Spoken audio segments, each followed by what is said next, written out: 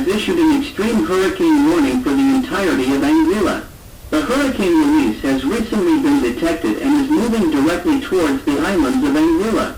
Currently, it is a dangerous Category 4 hurricane with dangerous threats. Sustained wind speeds of over 220 kilometers per hour are expected. Life-threatening storm surge and heavy rain is extremely imminent in the next days.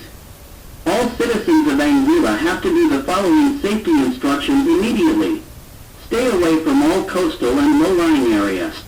Find shelter in a safe place that can resist flooding and winds. Your shelter may either be on a low level of a building or an interior room. Remain in your shelter and do not leave until further notice or until the hurricane has passed your area. Please stay calm and do not panic. This concludes this hurricane alert.